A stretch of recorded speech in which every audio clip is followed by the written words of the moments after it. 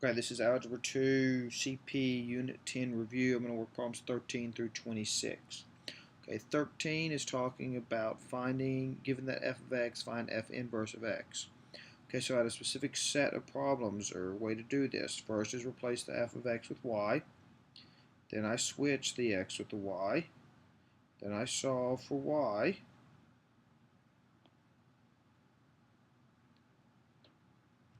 And then I replace the y and say it's f inverse of x is equal to whatever you got. And that's all you do. So that's 13. Let's do 14. Okay, again, you replace the f of x with the y. You switch the x and the y. And now you solve for y. Multiply by the 3. Add the y. Subtract the 3x. And now replace the y with f of x. F inverse of x, excuse me. And you've done that problem. It's the inverse. Okay, so there's 13 and 14. We're going to write each equation in exponential form. Okay, so base answer exponent 4 to the negative 3 is equal to 1 over 64. E to the 2.30 is equal to 10. Our natural log has a base of e. Write each equation in logarithmic form. Base is e, so that's natural log of 54.6 is equal to 4. Okay, well, we got log base 2 here of 32 equals 5. Okay, let's simplify. If the expression is undefined, say so. Simplify.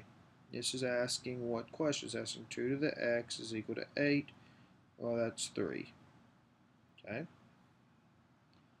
There was a change on problem 20. There's an extra equal sign in there. Scribble that out. It should just be log base 6 of 1. So that's 6 to the x is equal to 1. 6 to the x is equal to 1.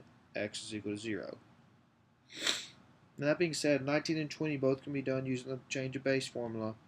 You could just take that and say log 8 divided by log 2 and do that on your calculator. That's okay. Same thing for all of these. But this is 5 to the x is equal to the square root of 5. Well, that's x is equal to 1/2. Remember, square roots are 1/2 powers. This is 1/2 to the x is equal to 16. Okay, well, that one's a little bit harder to do, but so we got to figure that out. Or you can do change of base, either one. Change of base is probably a little bit quicker.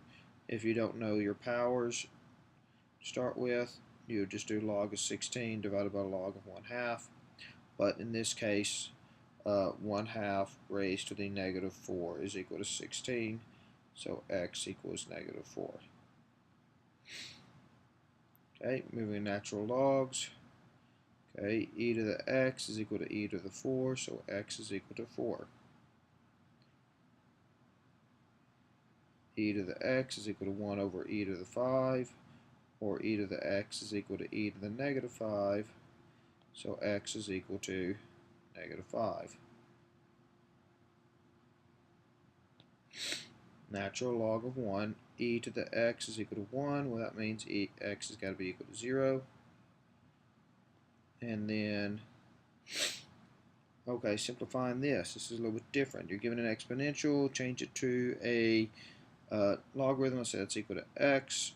So my base is e, so that means I've got an ln of my answer. X is equal to ln 1.2, so x is equal to 1.2.